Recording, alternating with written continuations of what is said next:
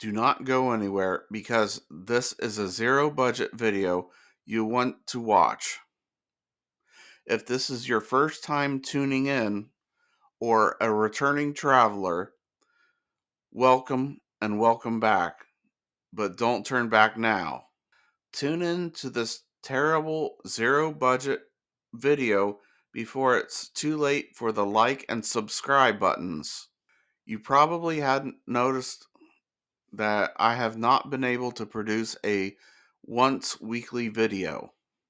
It is because my time has been occupied by my fake sponsor farm, in which I have been breeding pixies, fairies, and unicorns.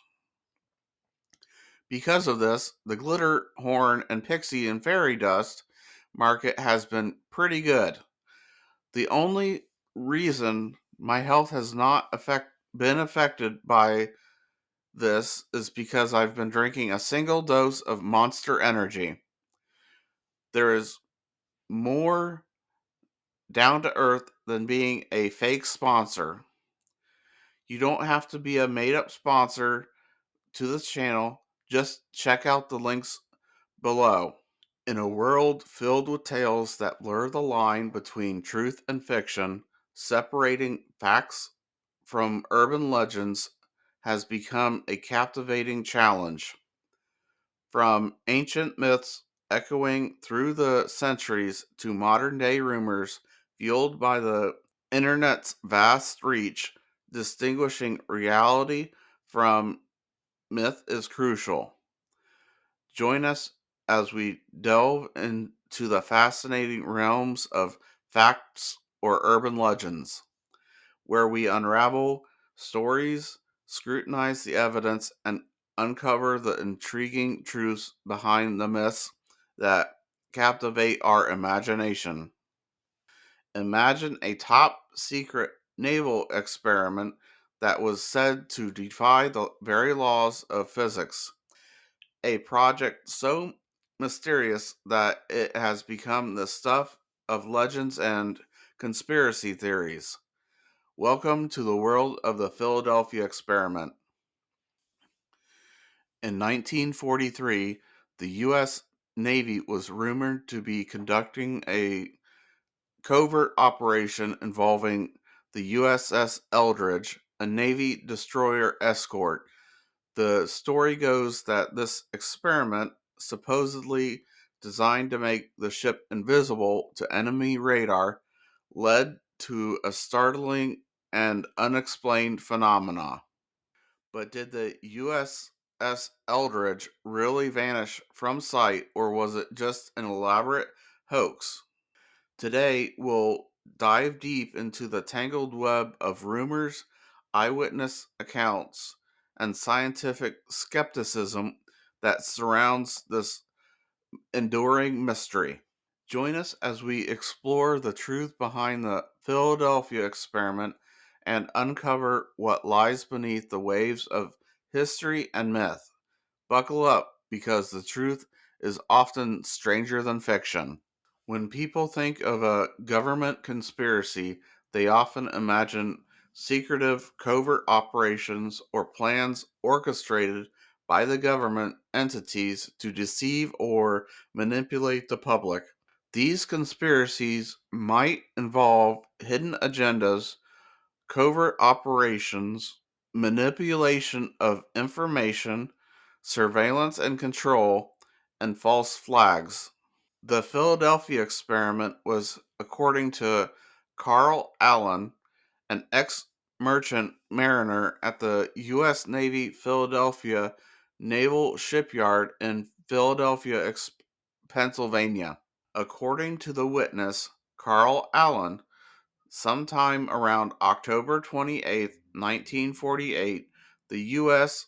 Navy attempted to make a destroyer escort class ship, the USS Eldridge, disappear from radar and the bizarre results that followed. Allen had a book full of handwritten annotations referring to the experiment, referring to the U.S. Navy Research Organization, and later a series of letters making further claims to a UFO writer. Allen's account of the event is idly understood to be faked or a hoax. Some different and sometimes contradictory versions of the alleged event were circulated over the years in paranormal literature and in popular movies. However, the U.S. Navy maintains that no such experiment was ever conducted, that the Navy details of the story contradict facts about the ship, the USS Eldridge, and the physics to the experiment is claimed to be based on are non existent.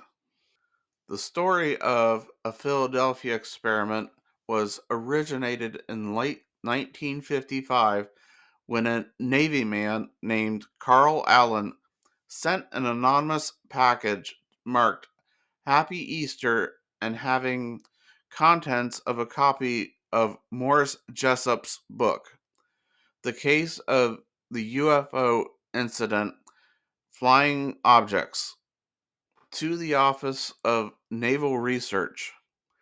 The book was filled with handwritten notes in its pages, written three different shades of blue ink, appearing to detail a debate amongst three individuals. One, only one identified as Jemmy. They discussed of Jessup's ideas on propulsion for flying saucers. Discussed also were alien races, and concern was expressed that Jessup was too close to discovering their technology. The commenters referred to themselves as gypsies and discussed two different types of people living in outer space. Their text contained non standard use of capitalization and punctuation and detailed a lengthy discussion of merits of various elements of Jessup's assumptions in the book. There were oblique references to the Philadelphia Experiment.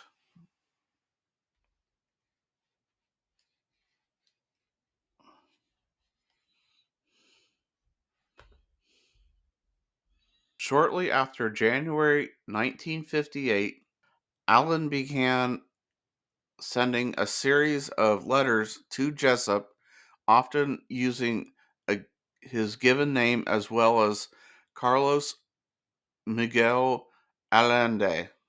In these letters, he warned Jessup not to research or investigate the levitation of UFOs.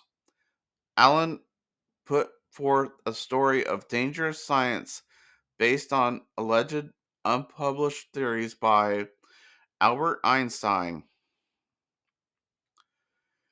He further claimed a scientist named Franklin Reno put these theories into practice at the Philadelphia Navy shipyard in October 1943. Allen claimed to have witnessed the experiment while serving aboard the USS Andrew Furthest. In Allen's account, a destroyer escort was successfully made invisible. During this, the ship was inexplicably teleported to Norfolk, Virginia for several minutes. Then it reappeared in the Philadelphia shipyard. During this, the ship's crew suddenly suffered various side effects, including insanity, loss of intelligence, and being frozen in place. When Jessup wrote back requesting More information to correlate this story, Allen said his memory would have to be recovered or referred. When Jessup wrote back requesting more information to correlate his story, Allen said his memory would have to be recovered and referred Jessup to what seems to be a non existent Philadelphia newspaper article that Allen claimed recovered the incident. In 1957, Jessup was invited to the Office of Navy Research, where he was shown the annotated copy of his book. Jessup noted that the handwriting of the annotations resembled the letters he had received from Allen. 12 years later, Allen would say he authorized all annotations to scare the hell out of Jessup. Two officers at ONR, Captain Sidney Sherby and Commander George Hoover, took a personal interest in the matter. Hoover later explained that his duties as special projects officer required him to investigate many publications and that his ultimately found nothing of substance and to the alleged invisibility experiment. Hoover discussed the annotations with Austin Stanton, president of Varro Manufacturing Corporation of Garland, Texas.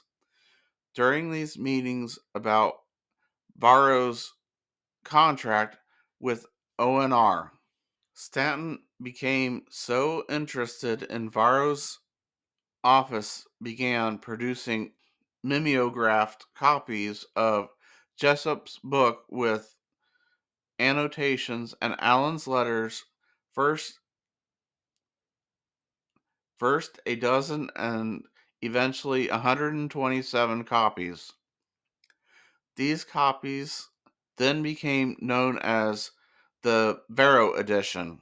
Besides noting handwriting, the individual named Jemmy, what the anonymous introduction to its Varro edition concludes that that there were two other individuals making annotations. Mr. A, known as Allen, and Mr. B. Jessup tried to publish more books on the subjects of UFOs, but was unsuccessful. He eventually lost his publisher and experienced a succession of downturns in his personal life and died by unaliving himself by April 30th, 1959. The various book writers who tried to get more information from Carl Allen found his responses to be elusive or could not find him at all.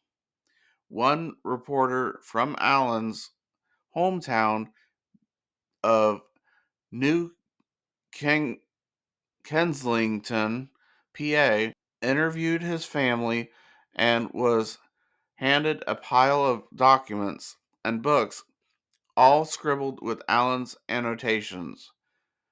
They described Allen as a fantastic mind, but also as a drifter and a master leg puller. In 1965, Vincent Gaddis published a book of Fortina entitled Invisible Horizons True Mysteries of the Sea. Yeah, yeah. In it, he recounted the story of the experiment from the Varro annotations. George Simpson and Neil Berger published a 1978 novel titled Thin Air. In this book, set in the present day, a naval investigative services officer investigates several threads linking wartime invisibility experiments to its conspiracy involving matter transmission technology. Large-scale popularity of the story came about in 1979 when Charles Berlitz, who had written a best-selling book in the Bermuda Triangle, and his co-author William Moore published the Philadelphia Experiment Project Invisibility, which purported to be a factual account. The book expanded on stories of bizarre happenings, lost unified field theories about and by Albert Einstein, and government coverings, all based on Allende Allen's letters to Jessup.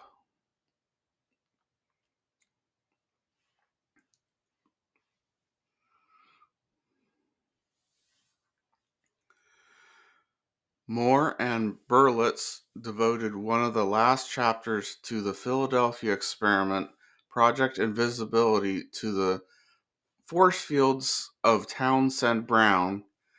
Paul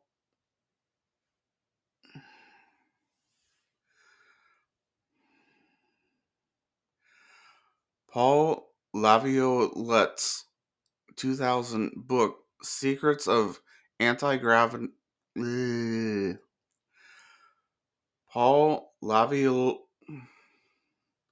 Paul Laviolette's 2008 book Secrets of Anti-Gravity Propulsion also recounts some mysteries involvement of Townsend Brown.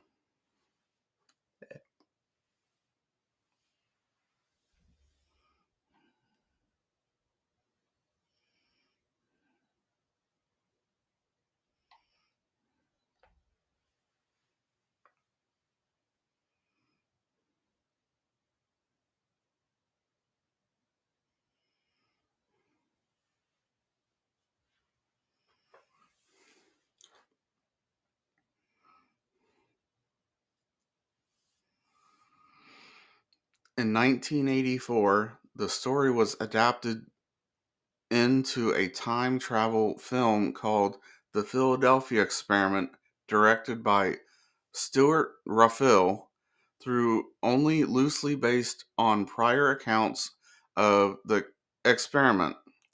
It served to dramatize the core elements of the original story. In 1989, Alfred Bielek claimed to have been aboard the USS Eldridge during the time of the experiment. Addressing the MUFON conference in 1990, Bielek asserted that Raphael's film was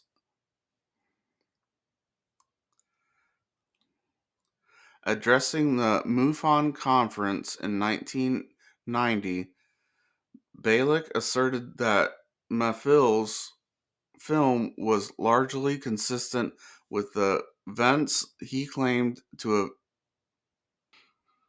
Addressing the MUFON conference in 1990, Bielek asserted that Raphael's film was largely consistent with the events he claimed to have witnessed in 1943. Bielek would later add details to his claim on radio talk shows, conferences, and the internet. Several different and sometimes contradictory versions of the alleged experiment have circulated over the years. Following the synopsis recounts the key story points common to most accounts. The experiment was allegedly based on aspect of some unified field theory, a term coined by Albert Einstein. Is to describe a class of potential theories, such as theories that would aim to describe mathematically and physically the interrelated matter of forces, electromagnetism, and gravity, in other words, uniting their respective fields into a large single field.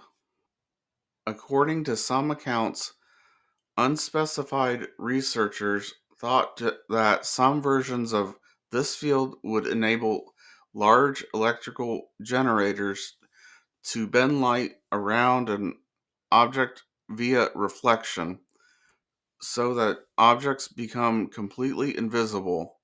The Navy regarded this military value and it sponsored the experiment. Another unattributed version of the story proposes that researchers were preparing magnetic and gravitational measurements of the seafloor to detect anomalies, supposedly based on Einstein's attempt to understand gravity. In this version, were also related to experiments in Nazi Germany to find anti gravity, allegedly led by the USS Obergrabenführer Hans Kammler. There are no reliable attributable accounts, but in most accounts of the supposed experiment, the USS Eldridge was fitted with required equipment at the Philadelphia Naval Shipyard. Testing began in the summer of 1943 and it was supposedly successful to a limited extent. One test resulted in the Eldridge for being rendered nearly invisible, with some witnesses reporting a greenish fog appearing in its place. Crew members complained of severe nausea afterwards. Also, reportedly, when the ship reappeared, some sailors were embedded in the structures of the ship, including one sailor who was embedded in the steel hull of the ship, as well as s- some sailors who went completely bananas. There was also a claim that the experiment was altered after that point at the request of the Navy, limiting to creating a stealth technology that would render the Eldridge invisible to the radar. None of these allegations have been independently substantiated. Other versions of the story give the date of the experiment as October 28th, 1943. In this version of time, Eldridge not only came invisible but disappeared from the area and teleported to Norfolk, Virginia, over 200 miles or 320 kilometers away. It is claimed that Eldridge sat from some time in view of men aboard the ship USS Andrew Furuseth, whereupon Eldridge vanished and reappeared in Philadelphia at the site it was originally occupied. Many versions of the tale include descriptions of serious side effects for the crew. Some crew members were said to have been physically fused to the bulkheads, where others suffered from mental disorders. Some rematerialized inside out, and still others vanished. It is also claimed that the ship's crew may have been subjected to brainwashing to maintain the secrecy of the experiment. The historian Mike Dash notes many authors who published the Philadelphia Experiment story, afar from Jessup, appeared to have conducted a little or no research of their own. Through the late 1970s, for example, Allende or Allen was often described as a mysterious and difficult to locate, but Goerman determined Allen to identify after a few telephone calls. Others speculate that much of the key literature emphasizes dramatic embellishment rather than pertinent, impertinent research. Berlitz and Moore's account of the story claim to have include factual information such as transcripts of a interview with a scientist involved in the experiment, but their work has also been criticized for plagiarizing key story elements from novel Thin Air, which was published a year earlier. Whether or not it was an elaborate government cover up at the time, a man with an overactive imagination who was deemed a prankster, or a story based on real events at this point, no one knows for sure.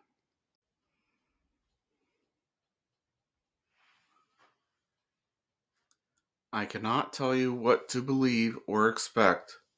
Only you can make those decisions about the facts or if they are urban legends.